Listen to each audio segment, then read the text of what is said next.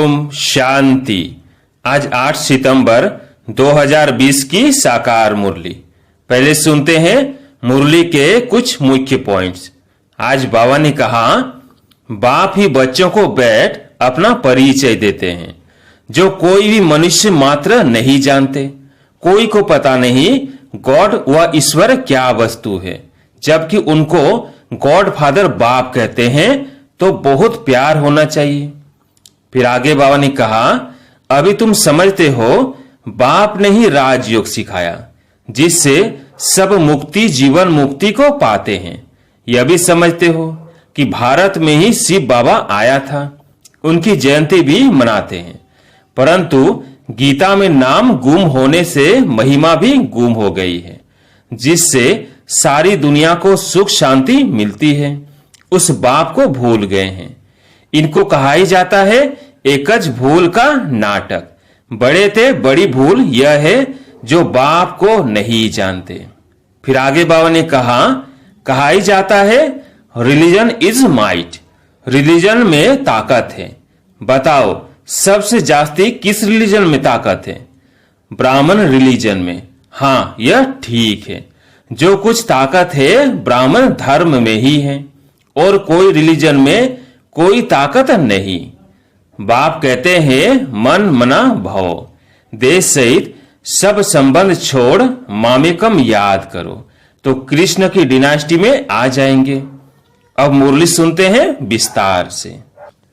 मीठे बच्चे, अपने दिल पर हाथ रखकर पूछो कि बाबा जो सुनाते हैं क्या हम सब पहले जानते थे? जो सुना है उसे अर्थ सही समझकर खुशी में रहो। आज का प्रश्न, तुम्हारे इस ब्राह्मण धर्म में सबसे अधिक ताकत है कौन सी और कैसे? उत्तर, तुम्हारा यह ब्राह्मण धर्म ऐसा है जो सारे विश्व की सदगति श्रीमत पर कर देते हैं। ब्राह्मण ही सारे विश्व को शांत बना देते हैं। तुम ब्राह्मण कुलभूषण देवताओं से भी ऊंच हो। तुम्हें बाप द्वारा यह ताकत मिलती है। तुम ब्राह्मण बाप के मददगार बनते हो। तुम्हें ही सबसे बड़ी प्राइज मिलती है। तुम ब्रह्मांड के भी मालिक और विश्व के भी मालिक बनते हो। ओम शांति। मीठे मीठे रूहानी सिकिल्धे बच्चों प्रति रूहानी बाप बैठ समझाते हैं। रूहानी बच्चे जानते हैं रूहानी बाप एक ही बार हर 5000 वर्ष के बाद आते हैं जरूर। कल्प नाम रख दिया है जो कहना पड़ता है। इस ड्रामा की अथवा सृष्टि की आयु 5000 वर्ष है। यह बातें एक ही बाप बैठ समझाते हैं। यह कभी भी कोई मनुष्य के मुख से नहीं सुन सकते हैं। तुम रूहानी बच्चे बैठे हो। तुम जानते हो बरोबर हम सभी आत्माओं का बाप वो एक है। बाप ही बच्चों को बैठ अपना परिचय देते हैं जो कोई भी मनुष्य मात्र नहीं जानते। कोई को पता नहीं गॉड व ईश्वर क्या वस्तु है, जबकि उनको गॉड फादर बाप कहते हैं, तो बहुत प्यार होना चाहिए। बेहद का बाप है तो जरूर उनसे वर्षा भी मिलता होगा। अंग्रेजी में अक्षर अच्छा कहते हैं हेवनली गॉड फादर। हेवन कहा जाता है नई दुनिया को और हेल कहा जाता है पुरानी दुनिया को, परंतु स्वर्ग को कोई जानते नहीं। सन्यासी तो मानते ही नहीं। वो कभी ऐसे नहीं कहेंगे कि बाप स्वर्ग का रचयिता है। हेवनली गॉड फादर यह अक्षर बहुत मीठा है और हेवन मशहूर भी है।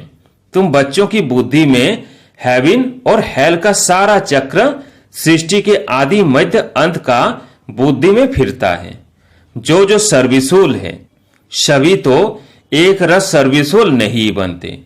तुम अपनी राजधानी स्थापन कर रहे हो। फिर से तुम कहेंगे हम रूहानी बच्चे बाप की श्रेष्ठ मत पर चल रहे हैं। ऊंचते ऊंचे बाप की ही श्रीमत है। श्रीमद भगवत गीता भी गाई हुई है। यह है पहले नंबर का शास्त्र। बाप का नाम सुनने से ही झट वर्षा याद आ जाता है। यह दुनिया में कोई भी नहीं जानते कि गॉड फादर से क्या मिलता है। अक्षर कहते हैं प्राचीन योग, परंतु समझते नहीं कि प्राचीन योग किसने सिखाया। वो तो कृष्ण ही कहेंगे क्योंकि गीता में कृष्ण का नाम डाल दिया है। अभी तुम समझते हो बाप ने ही राजयोग सिखाया, जिससे सब मुक्ति जीवन मुक्ति को पाते हैं। यह भी समझते हो कि भारत में ही शिव बाबा आया था, उनकी जयंती भी मनाते हैं। परंतु गीता में नाम गुम होने से महिमा भी गुम हो गई है, जिससे सारी दुनिया को सुख शांति मिलती है। उस बाप को भूल गए हैं। इनको कहा ही जाता है एकज भूल का नाटक।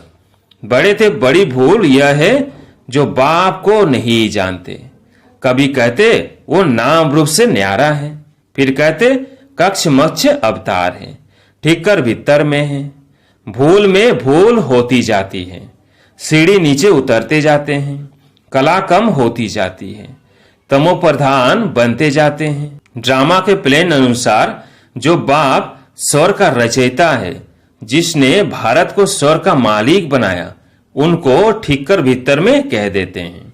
अभी बाप समझाते हैं तुम सीढ़ी कैसे उतरते आए हो, कुछ भी किसको पता नहीं है। ड्रामा क्या है पूछते रहते हैं। यह दुनिया कब से बनी है, नई सृष्टि कब थी, तो कह देंगे लाखों वर्ष आगे। समझते हैं पुरानी दुनिया में तो अभी बहुत वर्ष पड़े हैं। इसको अज्ञान अंधियारा कहा जाता है। गायन भी है ज्ञान अंजन सदगुरु दिया, अज्ञान अंधेर विनाश। तुम समझते हो रचयिता बाप जरूर स्वर्ग ही रचेंगे। बाप ही आकर नरक को स्वर्ग बनाते हैं। रचयिता बाप ही आकर सृष्टि के आदि मध्य अंत का ज्ञान सुनाते हैं। आते भी है अंत में, टाइम तो लगता है ना। यह भी बच्चों को समझाया है। ज्ञान में इतना समय नहीं लगता है जितना याद की यात्रा में लगता है। 84 जन्मों की कहानी तो जैसे कि कहानी है। आज से 5000 वर्ष पहले किनों का राज्य था, वो राज्य कहाँ गया?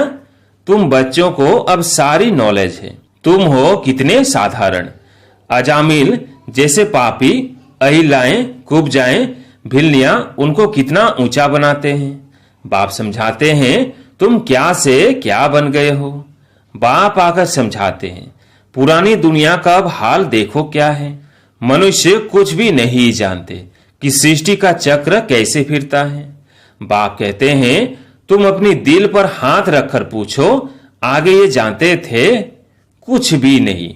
अभी जानते हो बाबा फिर से आकर हमको विश्व की बादशाही देते हैं। कोई की बुद्धि में नहीं आएगा कि विश्व की बादशाही क्या होती है। विश्व माना सारी दुनिया। तुम जानते हो बाप हमको ऐसा राज्य देते हैं जो हमसे आधा कल्प तक कोई छीन नहीं सकते। तो बच्चों को कितनी खुशी होनी चाहिए। बाप से कितना बार राज्य लिया है। बाप सत्य है, सत्य शिक्षक भी है, सदगुरु भी है। कब सुना ही नहीं, अभी अर्थ सहित तुम समझते हो। तुम बच्चे हो, बाप को तो याद कर सकते हो। आजकल छोटेपन में ही गुरु करते हैं। गुरु का चित्र बनाए भी गले में डालते हैं, वह घर में रखते हैं। यहाँ तो वंडर है, बाप शिक्षक सदगुरु सब एक ही है। बाप कहते हैं मैं साथ में ले चलूंगा। तुमसे पूछेंगे क्या पढ़ते हो, बोलो हम नई दुनिया में राजाई प्राप्त करने के लिए राजयोग पढ़ते हैं। यह है ही राजयोग। जैसे बैरिस्टर योग होता है तो जरूर बुद्धि का योग बैरिस्टर तरफ जाएगा। टीचर को जरूर याद तो करेंगे ना। तुम कहेंगे हम स्वर्ग की राजाई प्राप्त करने के लिए ही पढ़ते हैं। कौन पढ़ाते हैं? शिव बाबा भगवान। उनका नाम तो एक ही है जो चला आया है। रथ का नाम तो है नहीं, मेरा नाम है ही शिव। बाप शिव और रथ ब्रह्मा कहेंगे। अभी तुम जानते हो यह कितना वंडरफुल है। शरीर तो एक ही है। इनको भाग्यशाली रथ क्यों कहते हैं? क्योंकि शिव बाबा की प्रवेशता है तो जरूर दो आत्मा ठहरी। यह भी तुम जानते हो और किसको तो यह ख्याल में भी नहीं आता। अब दिखाते हैं भागीरथ ने गंगा लाई, क्या पानी लाया? अभी तुम प्रैक्टिकल देखते हो क्या लाया है, किसने लाया है, किसने प्रवेश किया है। बाप ने किया ना। मनुष्य में पानी थोड़ी प्रवेश करेगा, जटाओं से पानी थोड़ी आएगा। इन बातों पर मनुष्य कभी ख्याल भी नहीं करते हैं। कहा ही जाता है रिलीजन इज माइट, रिलीजन में ताकत है। बताओ सबसे जास्ती किस रिलीजन में ताकत है? ब्राह्मण रिलीजन में। हाँ, यह ठीक है। जो कुछ ताकत है ब्राह्मण धर्म में ही है, और कोई रिलीजन में कोई ताकत नहीं। तुम अभी ब्राह्मण हो, ब्राह्मणों को ताकत मिलती है बाप से, जो फिर तुम विश्व के मालिक बनते हो। तुम्हारे में कितनी बड़ी ताकत है। तुम कहेंगे हम ब्राह्मण धर्म के हैं, किसकी बुद्धि में नहीं बैठेगा। विराट रूप भल बनाया है, परंतु वह भी आधा है। मुख्य रचता और उनकी पहली रचना को कोई नहीं जानते। बाप है रचता, फिर ब्राह्मण है चोटी। इसमें ताकत है। बाप को सिर्फ याद करने से ताकत मिलती है। बच्चे तो जरूर नंबरवार ही बनेंगे ना। तुम इस दुनिया में सर्वोत्तम ब्राह्मण कुलभूषण हो, देवताओं से भी ऊंच हो। तुमको अब ताकत मिलती है। सबसे जास्ती ताकत है ब्राह्मण धर्म में। ब्राह्मण क्या करते हैं? सारी विश्व को शांत बना देते हैं। तुम्हारा धर्म ऐसा है जो सर्व की सदगति करते हैं श्रीमत द्वारा। तब बाप कहते हैं मैं तुमको अपने से भी ऊंच बनाता हूं। तुम ब्रह्मांड के भी मालिक, विश्व के भी मालिक बनते हो। सारे विश्व पर तुम राजाई करेंगे। अभी गाते हैं ना, भारत हमारा देश है। कभी महिमा के गीत गाते, कभी फिर कहते भारत की क्या हालत है। जानते नहीं कि भारत इतना ऊंच कब था। मनुष्य तो समझते हैं स्वर्ग अथवा नरक यहाँ है। जिसको धन मोटर आदि है वह स्वर्ग में है। यह नहीं समझते स्वर्ग कहा ही जाता है नई दुनिया को। यह सब कुछ सीखना है। साइंस का हुनर भी फिर वहां काम में आता है। यह साइंस भी वहां सुख देती है। यहाँ तो इन सब से है अल्पकाल का सुख। वहां तुम बच्चों के लिए यह स्थायी सुख हो जाएगा।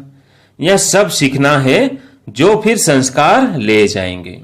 कोई नई आत्माएं नहीं आएंगी जो सीखेंगी। यहाँ के बच्चे ही साइंस सीखकर वहां चलते हैं, बहुत होशियार हो जाएंगे, सब संस्कार ले जाएंगे, फिर वहां काम में आएंगे। अभी है अल्पकाल का सुख, फिर यह वंश आदि ही सबको खलास कर देंगे। मौत के बिगर शांति का राज्य कैसे हो? यहाँ तो अशांति का राज्य है। यह भी तुम्हारे में नंबरवार है जो समझते हैं। हम पहले पहले अपने घर जाएंगे, फिर सुख धाम में आएंगे।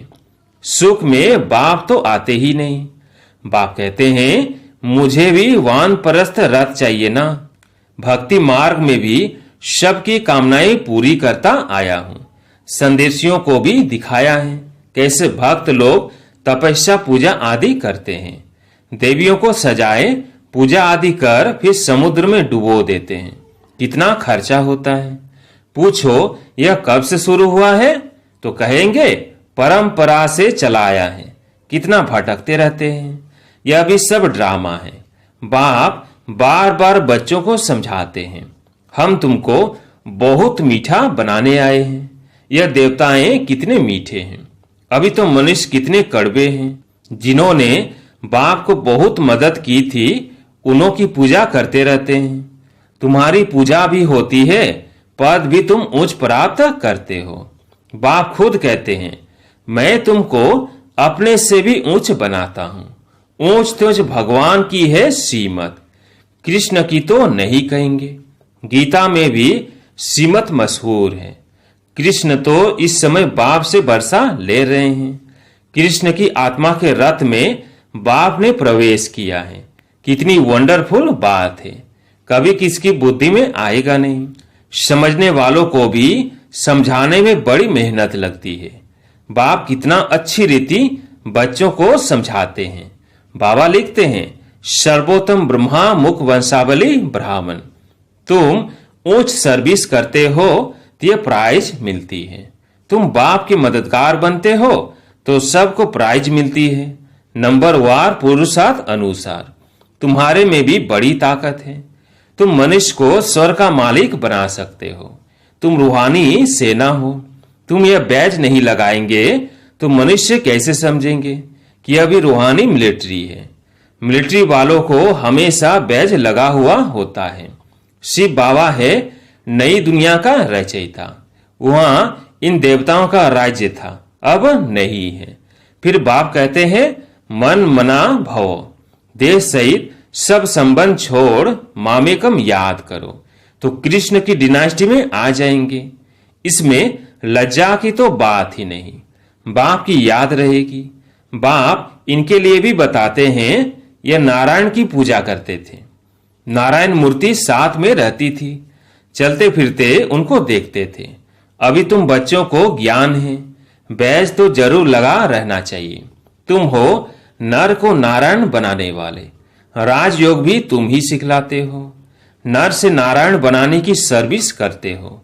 अपने को देखना है, हमारे में कोई अवगुण तो नहीं है। तुम बच्चे बाप दादा के पास आते हो। बाप है शिव बाबा, दादा है उनका रथ। बाप जरूर रथ द्वारा ही मिलेंगे ना। बाप के पास आते हैं रिफ्रेश होने, सम्मुख बैठने से याद पड़ती है। बाबा आया है ले जाने के लिए। बाप सम्मुख बैठे हैं तो जास्ती याद आनी चाहिए। अपनी याद की यात्रा को वहां भी तुम रोज बढ़ा सकते हो। अच्छा, मीठे मीठे सिकिलधे बच्चों प्रति माता पिता बाप दादा का याद प्यार और गुड मॉर्निंग। रूहानी बाप की रूहानी बच्चों को नमस्ते। हम रूहानी बच्चों की रूहानी बाप दादा को याद प्यार गुड मॉर्निंग नमस्ते नमस्ते। धारणा के लिए मुख्य सार। पहला पॉइंट, अपने को देखना है कि हमारे में कोई अवगुण तो नहीं है। जैसे देवताएं मीठे हैं, ऐसा मीठा बना हूं। दूसरा पॉइंट, बाप की श्रेष्ठ से श्रेष्ठ मत पर चल अपनी राजधानी स्थापन करनी है। सर्विसुल बनने के लिए सृष्टि के आदि मध्य अंत का, हेवन और हेल का ज्ञान बुद्धि में फिराना है। आज प्यारे मीठे बाबा का वरदान, श्रेष्ठ भावना के आधार से सर्व को शांति शक्ति की किरणें देने वाले विश्व कल्याणकारी भव। श्रेष्ठ भावना के आधार से सर्व को शांति शक्ति की किरणें देने वाले विश्व कल्याणकारी भव। जैसे बाप के संकल्प व बोल में, नयनों में सदा ही कल्याण की भावना व कामना है, ऐसे आप बच्चों के संकल्प में विश्व कल्याण की भावना व कामना भरी हुई हो। कोई भी कार्य करते विश्व की सर्व आत्माएं इमर्ज हो। मास्टर ज्ञान सूर्य बन शुभ भावना व श्रेष्ठ कामना के आधार से शांति व शक्ति की किरणें देते रहो, तब कहेंगे विश्व कल्याणकारी।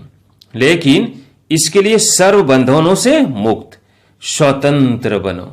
आज का स्लोगन, मैंपन और मेरापन यही देह अभिमान का दरवाजा है।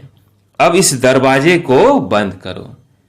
मैंपन और मेरापन यही देह अभिमान का दरवाजा है। अब इस दरवाजे को बंद करो। अच्छा, ओम शांति।